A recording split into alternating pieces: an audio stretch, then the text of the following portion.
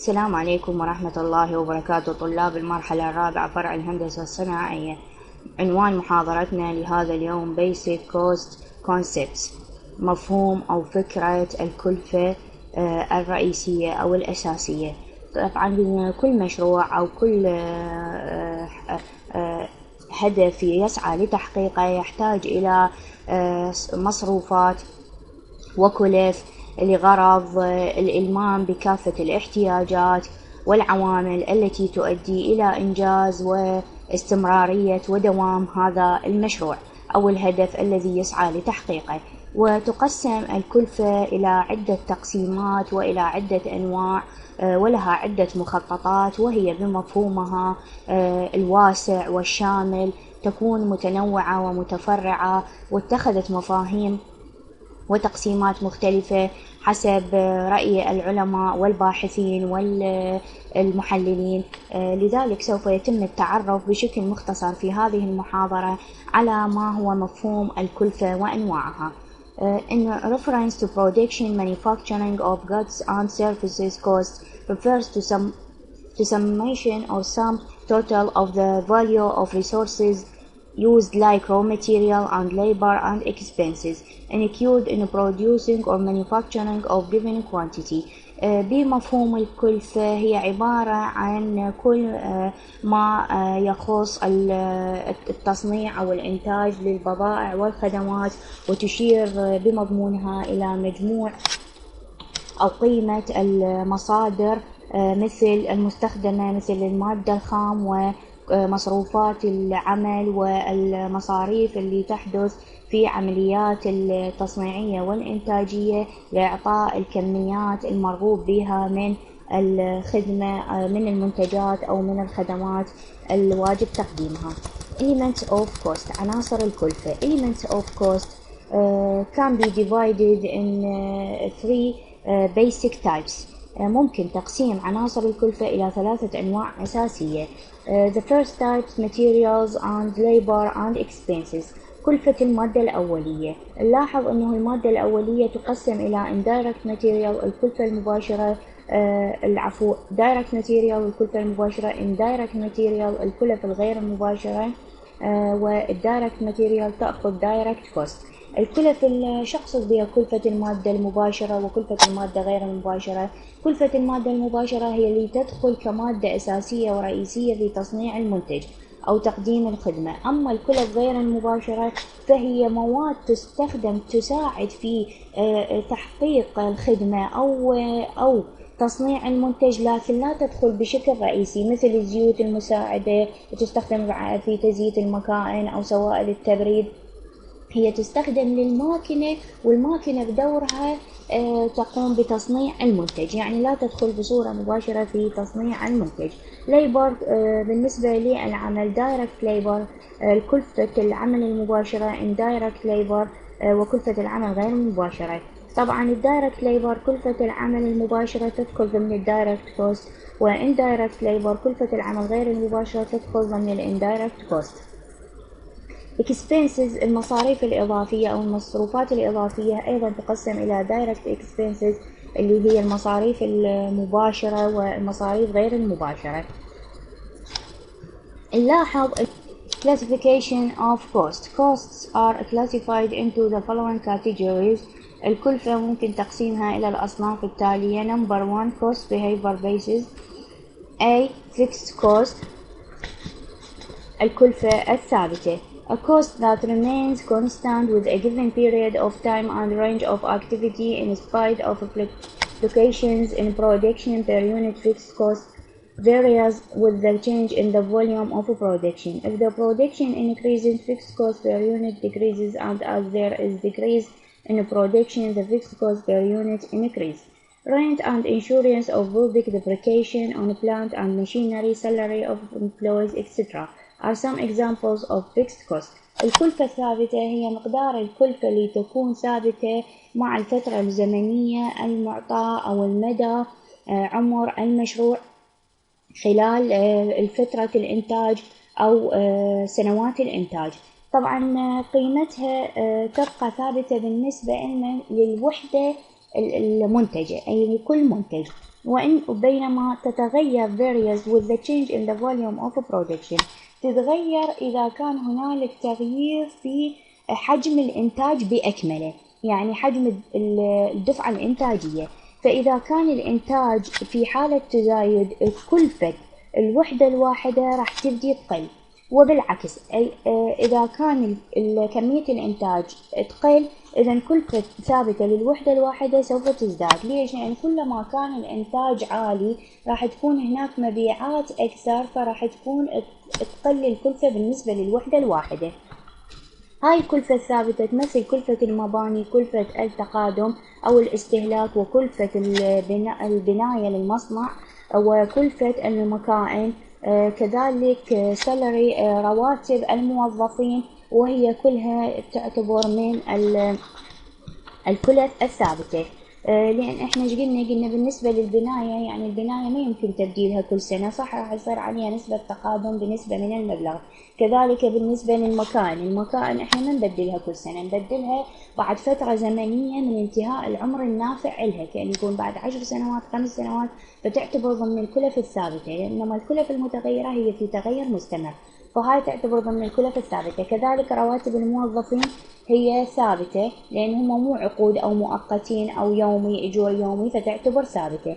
variable cost الكلف المتغيرة. variable costs are those costs which vary directly in proportion to change in volume of production. Per output, the cost which increases or decreases in the same proportion in which the unit produced in terms of as variable cost. Direct material, direct labor, direct expenses, variable overheads and are some examples of variable. بينما الكلف المتغيرة هي الكلف التي تتغير بصورة مباشرة أو تتأثر بصورة مباشرة بنسبة التغيير بحجم المخرجات. يعني الكلفة راح تزداد أو تقل بنسبة مع نسبة التغير بالإنتاج. يعني الفيكس كوست تناسبها ويا كمية الإنتاج حيكون عكسي، إذا زاد الإنتاج قلت الكلفة الثابتة، إذا قل الإنتاج زادت الكلفة الثابتة. بالنسبة للفاريبل كوست لا، راح يكون تناسبها طردي ويا الإنتاج، يعني تكون تغيرها وياه بشكل متوازي، إذا زيادتها أو نقصانها تكون بنفس النسبة مع الوحدات المنتجة، واللي تمثل كلفة المادة المباشرة وكلفة العمل والمصاريف المباشرة اللي تدخل بشكل رئيسي في العمل أو بإنتاج المنتجات. وتمثل كل هذا أمثلة على الكلف المتغيرة. semi-variable cost الكلف السمي تمثل شبه أو نصف متغيرة is the cost of which some part remains fixed at the given level of production and other part varies with the change in the volume of production but not in the same proportion of change in the production. هي كلف تعتمد جزء منها مو بأكملها على الحالة، جزء منها على الكلفة الثابتة وجزء منها على الكلفة المتغيرة، أي تعتمد على مستوى الإنتاج لجزء من المنتجات التي تتغير مع تغير حجم الإنتاج، بينما الجزء الآخر يبقى ثابت بنسبة التغير لحجم الإنتاج. Classification of cost طبعا هنا تصنيف الكلفة راح يأتي هنا على أساس هنا قلنا على طبيعتها مباشرة وغير مباشرة. عندنا هنا راح يكون تصنيفها على أساس يا إما by nature طبيعتها ككلفة، قلنا direct indirect، يا إما تصنيفها على أساس by element على أساس العناصر الداخلة بالنظام الإنتاجي. يعني إحنا قلنا النظام الإنتاجي هو عبارة عن مجموعة من العناصر التي بمجموعها تكون نظام إنتاجي. إذن شنو هي by element؟ element material cost, labor cost, expenses.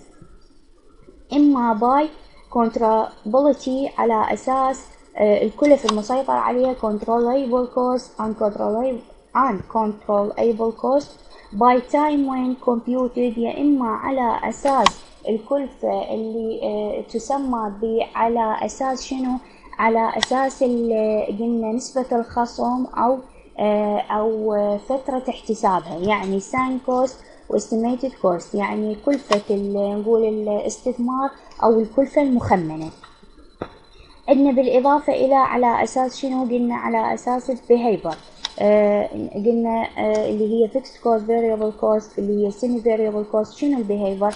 على أساس هي تصرفها أو تعاملها ضمن الدفعة الإنتاجية، يعني هي يا إما تتغير بتغير الإنتاج بشكل عكسي أو طردي، أو تبقى جزء منها ثابت مع تغير الإنتاج والجزء الآخر متغير مع تغير نسبة من الإنتاج. باي فانكشن يعني شنو باي فانكشن؟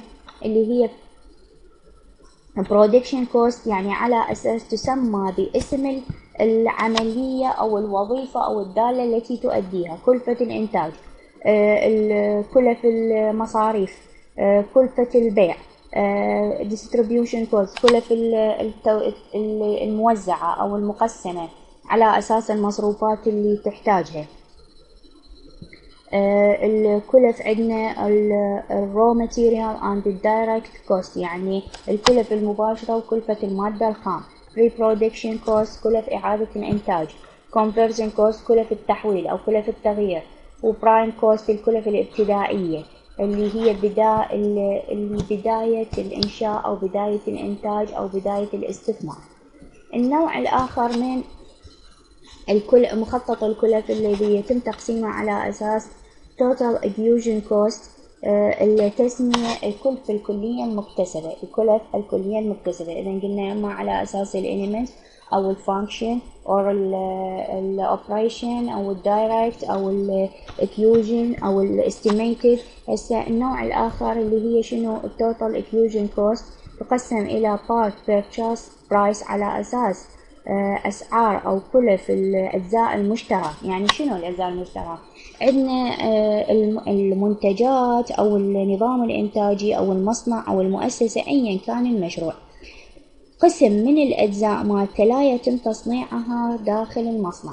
يعني مثلا جزء منها تصنع داخل المصنع وأجزاء ليس من اختصاص المصنع أو غير قادر المصنع على تصنيعها يتم استيرادها أو شرائها من مصانع أخرى لغرض الحصول على منتج كامل.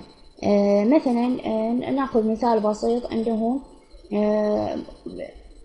معمل الصناعات الخفيفة بالزعفرانية اللي ينتج ثلاجات العشتار والمدفأ عشتار والطباخ لغرض الحصول على منتج بأكمله يتم تصنيع أجزاء داخل المصنع. أما الأجزاء الأخرى مثلا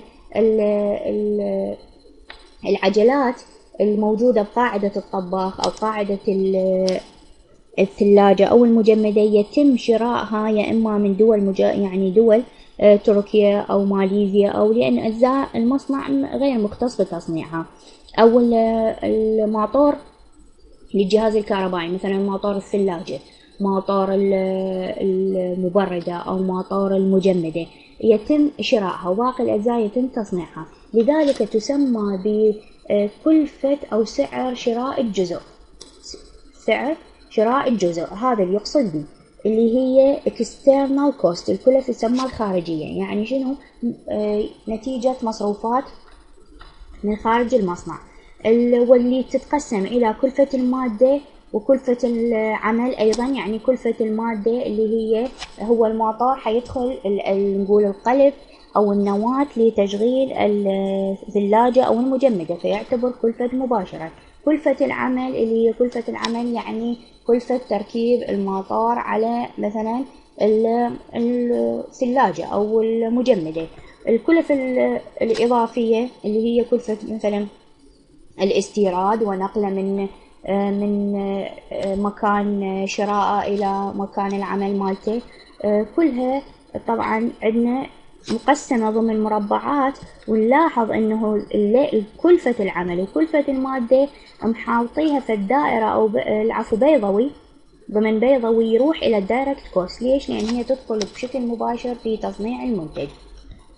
نيجي على الكلف اللي هي تضمن الاوفر هيد كوست الكلف او المصروفات كلف أو المصروفات الإضافية، واللي هي ترانسبورتيشن كلفة النقل أيضا تعتبر إضافية غير مباشرة.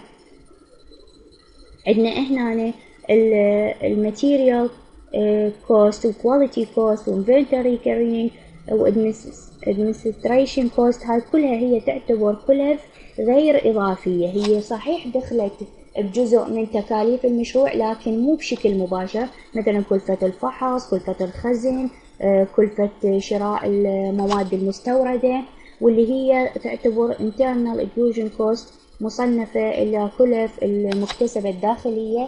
يعني شنو الداخلية؟ هي داخلة بالعمل ولكن ليس بصورة مباشرة كما في كلفة المادة المباشرة وكلفة العمل، وتروح ضمن الاندايركت كوست، واجتمعا اثنينهم وهما عناصر الكلفة للمنتج.